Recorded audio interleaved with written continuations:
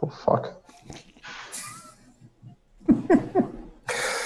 Good morning and welcome everyone to another edition of the Morning Brief. Now back in session regularly and scheduled. And we're going to kick it right off with a follow-up of the story we had yesterday about the Australian banks freezing the accounts of some of the customers who transfer money back and forth between different exchanges all around the world. And now we have this tweet by Aztec BTC, who reminded us that Westpac, which is one of the bigger Australian banks, they're also an investor in Coinbase. And he's sort of suggesting that they're doing this to drive people to Coinbase. And he is pondering whether to do a class action lawsuit. Yeah, so this is hilarious because they're blocking deposits to Coinbase, and they invested $75 million in Coinbase. This would be hilarious if like Coinbase were planning to go into a completely different business or something like that. Yeah, I don't know what's going on. Like these banks. There's maybe some speculation to be had about whether the Australian government is kind of forcing these regulations upon these banks or something like that, or sent them some sort of threatening letter and they're doing this proactively or something. But yeah, this can't be good, for Australian people. That said, like I said yesterday, I think, there will be competitors that rise up, that there will be other solutions people will find, and they'll find a way to do it without necessarily using all these centralized entities.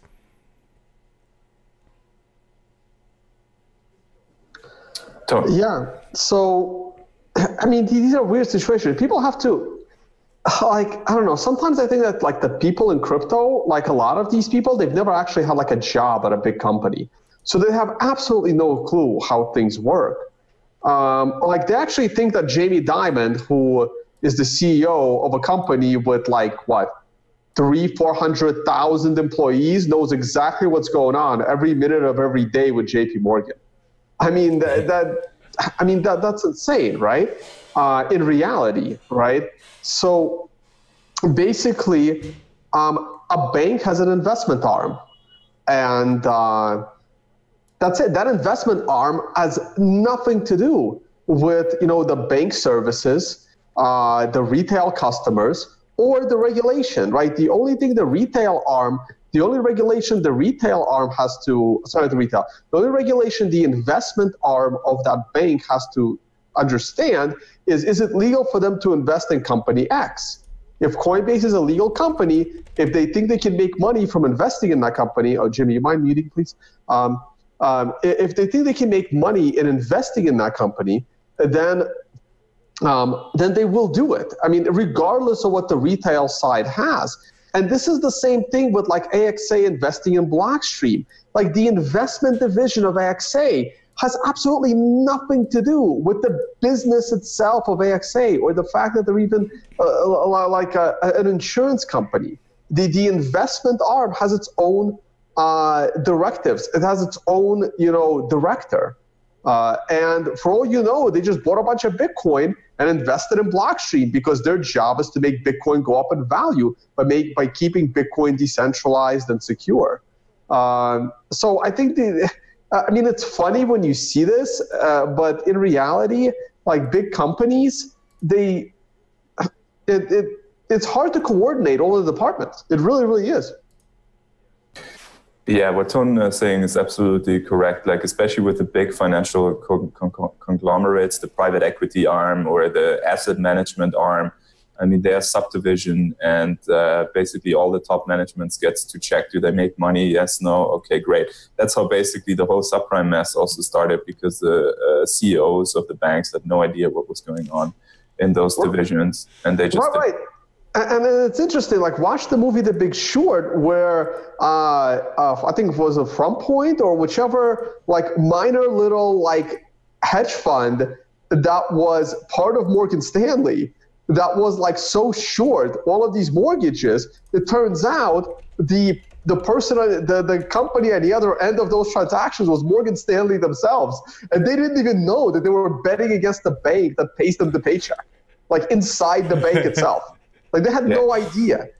Yeah. That was that one hedge fund. They were independent, but they were within the sort of framework of Morgan Stanley. Yeah. Right. And I worked for one of those companies at Bear Stearns. We were independent, 80% owned by Bear Stearns. So we were doing like our own thing, but our paychecks said Bear Stearns. After the collapse, our paychecks just said JP Morgan. Like nothing changed for us because we were a profitable subsidiary. Steve Eisman is the name. And everybody go watch The Big Short. It's very educational. It's very well researched. Read the book, even better. And so much for that. Let's see if something comes out of the lawsuit. We have another interesting one. We've been talking about BitPay, which is, what's the affiliation? BitPay is owned by Bitcoin.com? BitMain, I think, is a substantial investor, yes. Oh, yeah. Yeah, to me, BitPay is a wholly owned subsidiary of BitMain. Okay. And well, this is sort of different because BitMain focuses on one thing or a couple within the Bitcoin space, and it doesn't. This is a sort of strategic investment. It's not a financial investment. What Tone talked about just now were financial investments, where the holding company often doesn't know what it's all about. But if BitMain invests in BitPay, it's for strategic operational reasons, and that's why there's more control and more direction. And this is probably why they stopped using the BRP-21 standard, which Jimmy wants to comment on. Essentially what BitPay is doing is, instead of using BIP21, which is sort of like the well-known QR code that you see everywhere, they want to substitute that with BIP70. Now, BIP70 has been around a pretty long time, but not many people have adopted it, largely because, well, it's hard to set up, and it's not really, it doesn't, like, it has some interesting features, like you can have like refunds and stuff like that because you have to encode that into your payment code or whatever. But the thing is, it's not very it's difficult, and it's frankly not that easy to implement, and it's bad for a lot of these reasons.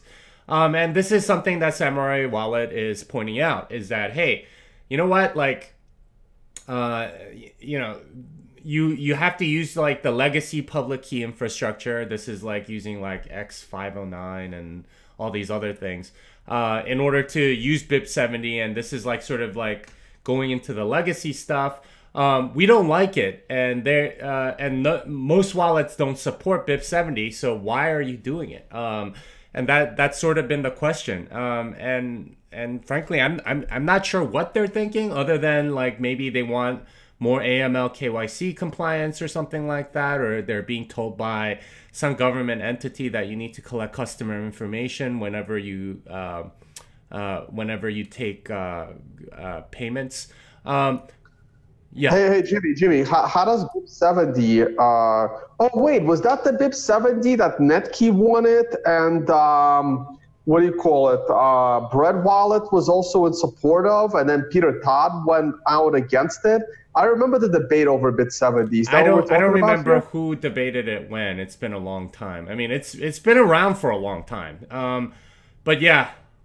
How does it increase know your customer, and how does it remove fungibility from so you have to sign with like not like a Bitcoin public key. You have to sign with some other like X509 or some other public key thing, and that sort of increases, like if you sign with one of those, then you're known by some other thing, and I forget exactly the details of it, but it does have more sort of identifiability. And here's James Hilliard basically commenting on exactly this issue on the Bitcoin devs mailing list. And he says, BIP70 requires large, complex PKI dependencies such as X509 and... Oh, can you move? You mind moving our cameras? Me and you block. Yeah, let me, whoops. I think I moved the wrong thing. Yeah, there we go. And I will move myself here. All right. There. Perfect. Yeah, so you have BIP70 requires like X509 on TLS, usually via OpenSSL. You know, that's what you have to kind of sign with there.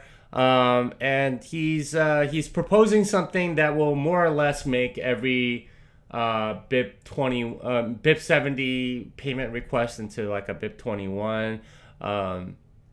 And you know, it's like basically sort of like a bridge so that you don't have to bother with wallets don't have to bother with this. James Hilliard is starting to get a reputation for just, I can just convert one into the other. Like no one else seems to want to do it, right? That does seem to be his personality. So it's interesting, and we'll see how this will shake out. But certainly something worth watching. It's you know, the perception anyway is that, you know, BitPay is sort of bullying people or wallet developers into doing whatever they want, and they are one of the bigger payment processors. That said, sorry, you know, it does seem like you know, BitPay is, you know, maybe not going to get as much business going forward. So yeah, we'll see. Okay, let's move on. Some more positive news. Local Bitcoin finally implemented Segwit. We've been talking about that for quite a while. And that people are complaining that the Bitcoin network is slow, and yet they don't use Segwit, which at least increases the speed a little bit and reduces the fees. Now, Local Bitcoins has done it. Yeah, so they implemented Segwit. They're now Segwit compatible. I believe that means that the receiving addresses start with a 3. So they're using pay to script hash, pay to witness pub key hash. At some point, I'm hoping that they really support BEC32 addresses, so it's native Segwit, so we save even more space on the blockchain. But you know, not that many wallets supported. Again, it's like herding cats a lot of times, like when you have like things like this. And this speaks to kind of why BitPay probably went over to BIP70. They want BIP70, so they're not going to support the legacy BIP21 thing, which is what every wallet already uses. So, you know, this kind of what happens when it's decentralized. You try to move people over, nobody really wants to, and so you try to force your hand, and then you lose business. So, you know, that's how markets are supposed to work. Hey Jimmy. So two questions here, right? So I'm also on the I'm also using Segwit addresses that start with a 3. What wallets do support like BEC32 so that I can start? I think it's BTC1. What does that start BC1. with? BC1. They start with BC1, right? Which wallets have that? Does the core wallet have that? I mean, they will. I don't think it has it right now. I think the only one that I know of that has native BEC32 addresses are Electrum and I think it's right now just Electrum. There might be more. I don't know if viewers watch it. Green address. I should update my green address app, but green address doesn't, as far as I know. I don't think Samurai has it yet either. So I'm waiting for my core node. I have to update my node next time I'm at my cabin. Probably won't happen for another month or two. But but hopefully we'll start going to that, because that's the one that's really. There's still an advantage to go into a Segwit with 3, right? But it's like 17. No, not 17. It's something like 20-something bytes shorter per transaction if you spend from a native BEC32. Okay. So hopefully we see that. Right, and people have to realize how much cheaper that is, right? Again, you're paying in Satoshis per byte, right? And lately we've been paying over 100 Satoshis per byte. So if you're saving, 20, 30 bytes on a transaction? Yeah, I mean, that's actually something. Right. Yeah. And that's per input, right? Or is that cumulative? Per input, right? So that means that if you had, let's say, 10 transactions coming into your wallet at 0.1 Bitcoin, and now you want to move that 1 Bitcoin, that's 10 inputs. So you would save, 20 plus kilobytes per input. That's 20 kilobytes times 10. That's 200 kilobytes at a value of 100 plus Satoshis. It's not per 200 byte. kilobytes. It's just 200 bytes. But yeah. Sorry, 200 bytes. My bad. At a price of 200 Satoshis per byte, I mean, that's a significant saving. And this is why I'm excited about Schnorr signatures and maybe signature aggregation. You may be able to sign all 10 with like a single 32 byte thing. This is what bulletproofs were all about, and that would be super exciting if you have 32 bytes for all your signatures instead of like lots and lots of them. That would be amazing. Yeah. Okay, so good news from local Bitcoins. Let's move to China. And this is a sort of bigger theme that has been with Bitcoin for a long time.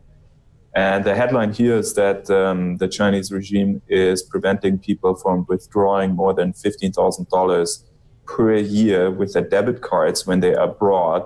Why does this matter? Because the Chinese people, they have about, let's just put it simply, 40 trillion in savings in the banking system. Of course, there's some companies as well, but it's a lot of money. They save a lot, but they're not allowed to legally buy a lot of foreign assets. So it's not like I can invest, I can buy a house in Germany or I can buy one in the United States. The Chinese, they can't do that. So they need to game the rules. They previously did that by having multiple cards, multiple accounts, and withdrawing a lot of cash, or they used to buy a lot of insurance policies, life insurance policies in Hong Kong with their cards. And the whole rationale behind it is they want to diversify their holdings. They don't want to have everything in the Chinese banking system, which is over-levered and suffers from a lot of bad debts. And so they've been trying to get their money out, which is part of the reasons why the Chinese foreign exchange reserves went down $1 trillion from 4 to 3 over the last few years. And just to put things in perspective, so if we take the banking system $40 trillion and we just take 10% of that money, which is not really that much, and people want to get it out, that's $4 trillion, which would wipe out the foreign exchange reserves. That's why China is so anxious to control these flows. And that's why some people speculate they clamped down on Bitcoin, because many people were using Bitcoin to buy it on a Chinese exchange absolutely legally. And once you've done that and you move it to hardware storage, it's out of the banking system and you are diversified. So that's why many people say that was a reason why China actually banned Bitcoin trading. Jimmy, I find this story consistent with what China's been doing for most of this year. Obviously, they basically shut down all their exchanges, and there were rumors that they were shutting down mining operations, which they didn't do. But yeah, this is a way that like authoritarian governments operate. All right, like they put big capital controls on. They say, hey, like you can't do X, Y, or Z. But that said, what I'm hearing in China is there are these like giant Telegram groups where people are trading directly with each other.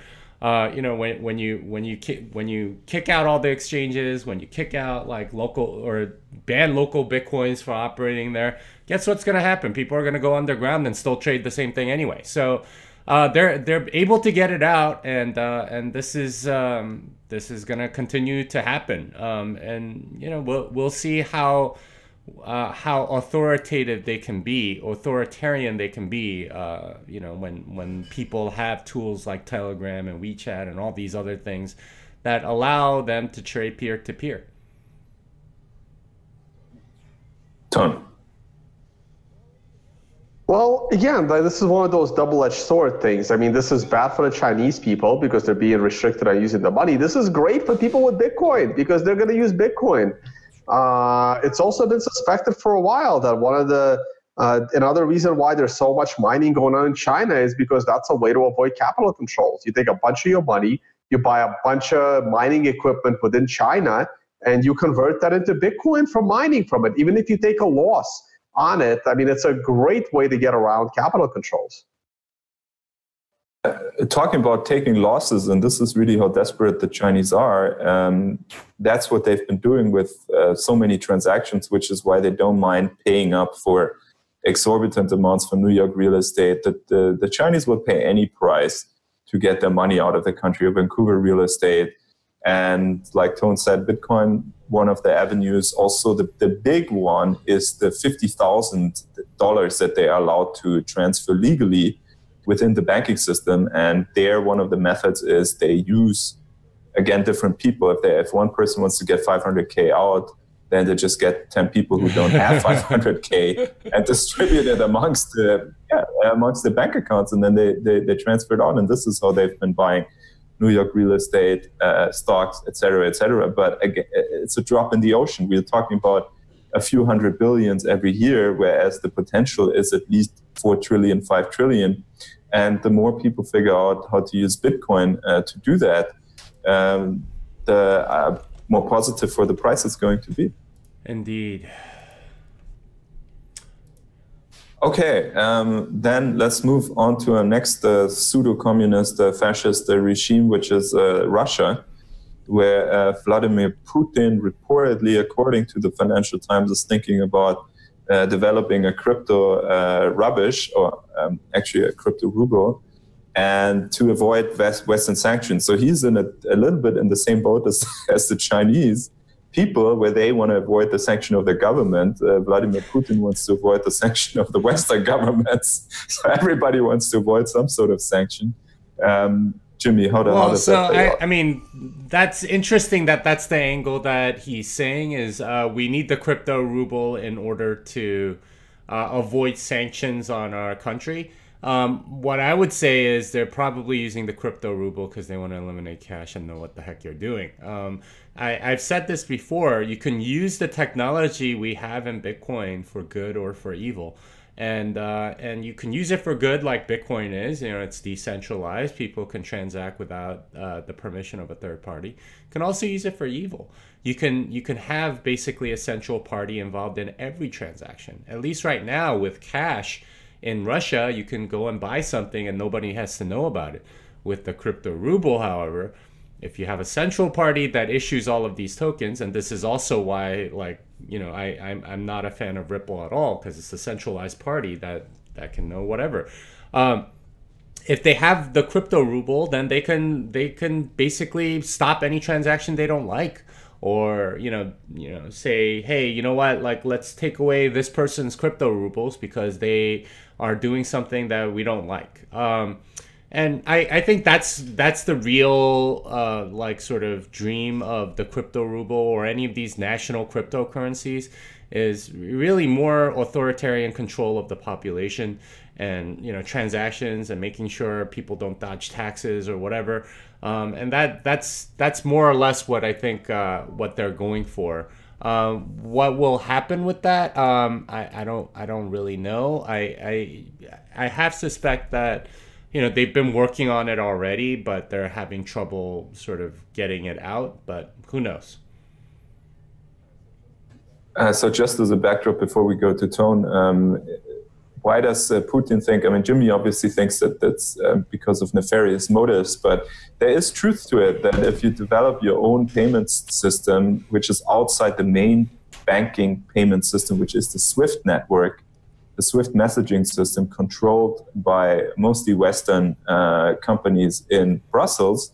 And if you're shut out of that, then you're out of luck, which is why Russia and China, they've always tried to develop their own legacy systems. And now they want to try it with the crypto system because, yes, if they get it off the ground and if enough counterparties accept it, then they won't be dependent on those few people in Brussels anymore.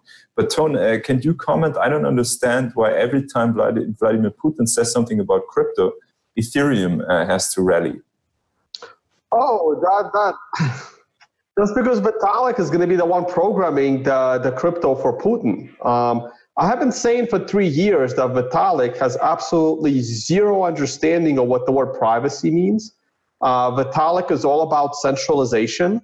Vitalik doesn't understand I had this argument with Vitalik in the group chats, like back in 2014, I think, where Vitalik thinks that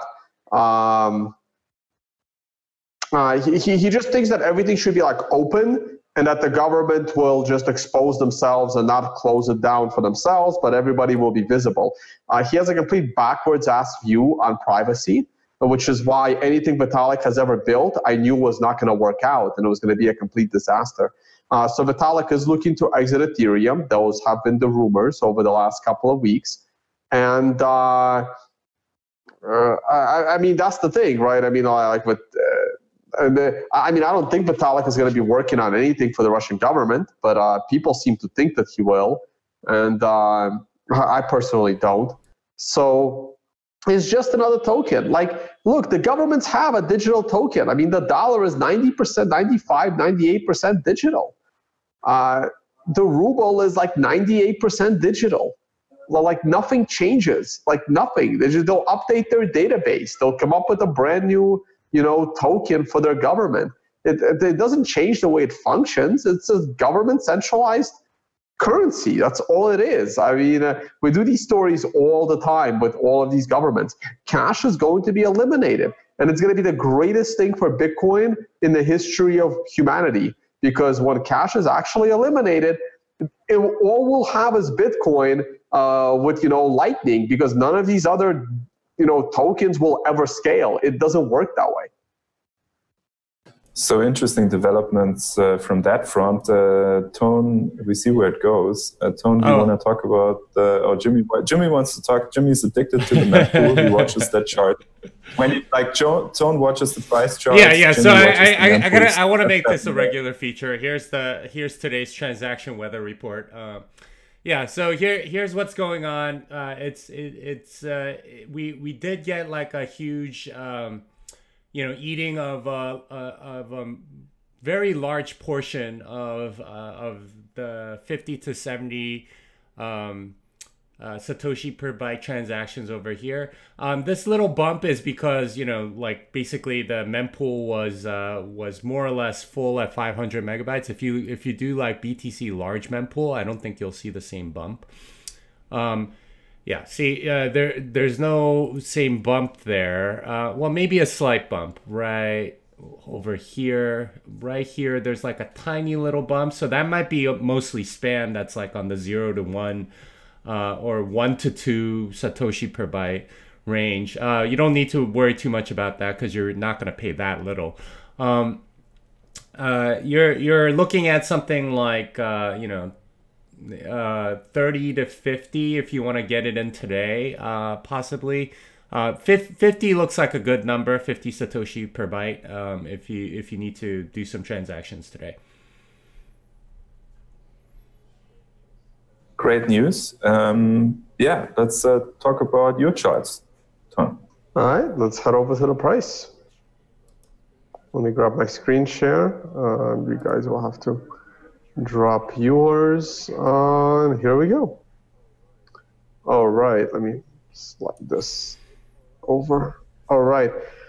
So again, the week is starting off on a little rough patch, but look, the price is contracting. Like the weekly chart isn't very useful at the moment, so we go directly to the daily chart where we continue to run this symmetric triangle into a point getting ready for a breakout. Now, of course, price can continue to stay in this $13,000 range indefinitely, but I think that we are going to break out or break down. Now, a couple of things here. The more times the 50-day moving average has to play support and bounce the price, the weaker it becomes. So the probability of a breakdown continues to increase the more times we touch the 50-day moving average. This symmetric triangle is also happening at the top of the range, and now I still think that there's a good chance of a breakout. So the one thing I want to mention is I believe that Bitcoin futures started around the very high of the price. And I don't think that the futures is what's bringing down the price of Bitcoin. I think that the price of Bitcoin went up so much over the hype of the launch of the futures that we're now coming back, into a reasonable range. So that's pretty much how I see it.